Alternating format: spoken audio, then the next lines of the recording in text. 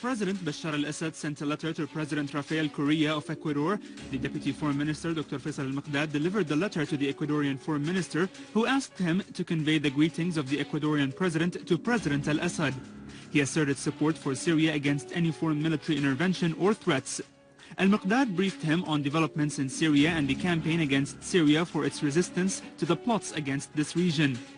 Al-Mikdad explained the role of the tools of Western imperialism in the region, particularly Turkey's support for the armed terrorist groups.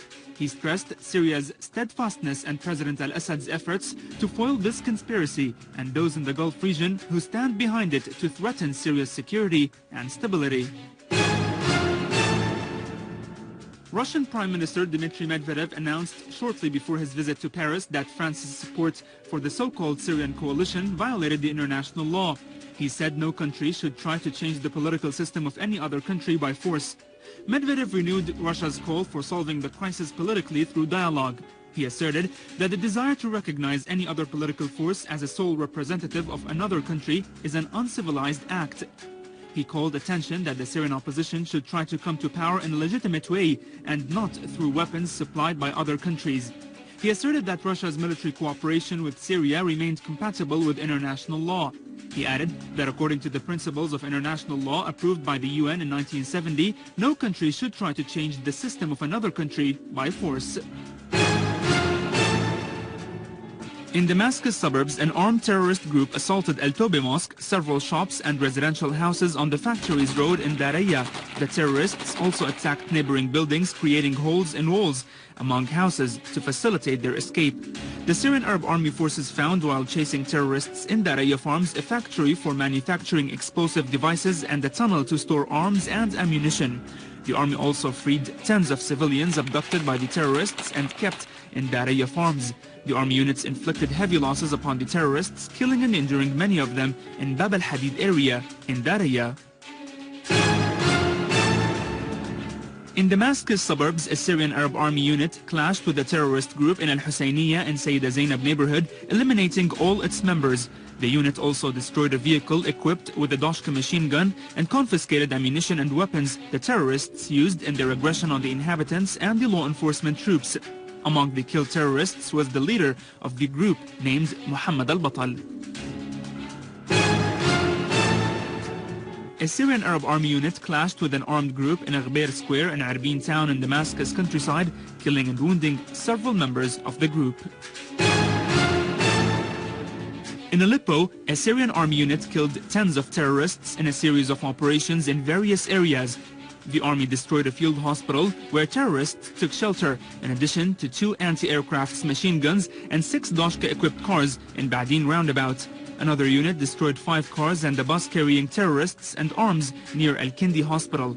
Near Al-Bakkara mosque, the army also destroyed 12 pickup cars that were used for smuggling weapons. In Homs, a Syrian army unit foiled an attempt of a terrorist group to infiltrate from Lebanon into Al-Qasir countryside and seized weapons and ammunition. Clashes also took place with the terrorist group near Jabal Jusiye and Mashari Jusiye in Al-Qasir countryside as Syrian army units inflicted heavy losses on the group, forcing the rest of its members to flee into Lebanese territories, leaving behind large quantities of arms, ammunition and drugs, which they were trying to smuggle into Syria.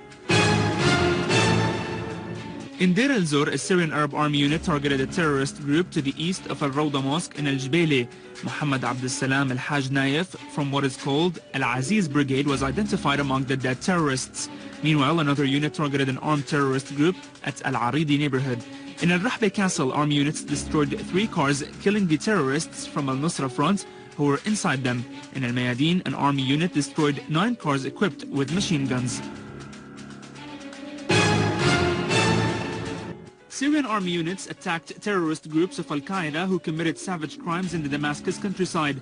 The Syrian army destroyed a vehicle to the west of the vegetable market in Hajjera that carried weapons to the terrorists, together with another vehicle carrying a machine gun near the mosque of Abu Bakr, killing and wounding all the terrorists there.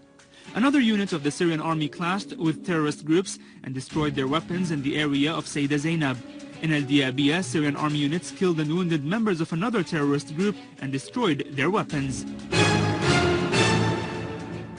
In Idlib, a Syrian army unit destroyed a vehicle equipped with a heavy machine gun in Harem, killing a number of terrorists and injuring many others who were immediately carried to Turkish territory by Turkish ambulances.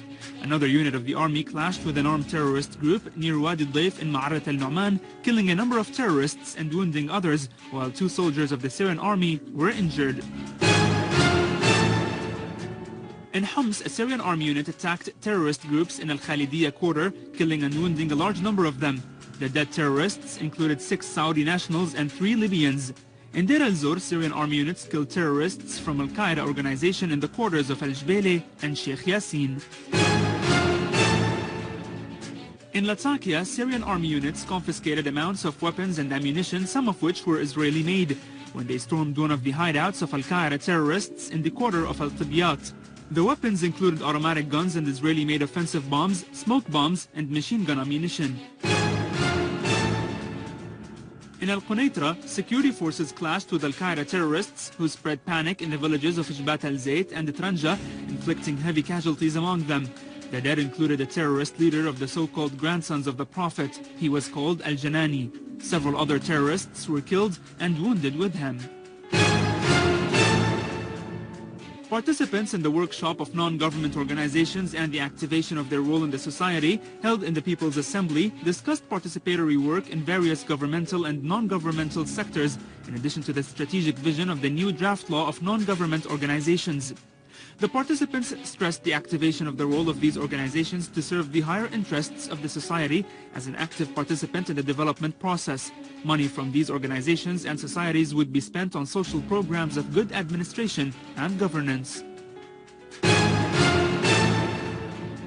Prime Minister Dr. al-Halqi carried out an examination tour to several service locations in Damascus Governorate. Dr. al-Halqi has opened complex services in Kafar Souseh with an estimated cost that reached 165 million Syrian pounds. He also laid the foundation stone for the alternative residential units in the organization of Eastern Bab al-Sharqi. Meanwhile, he visited the housing units which have been warned to be demolished. The estimated cost of this project reached 380 million Syrian pounds.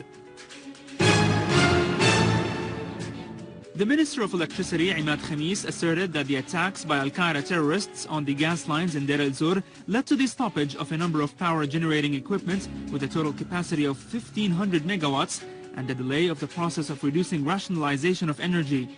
Workshops of the Ministries of Oil and Electricity continued their work to reform the damages caused by these attacks in several places in order to resume the fueling of the generating equipment and raising the available capacity in order to resume work according to the previous program of rationalization.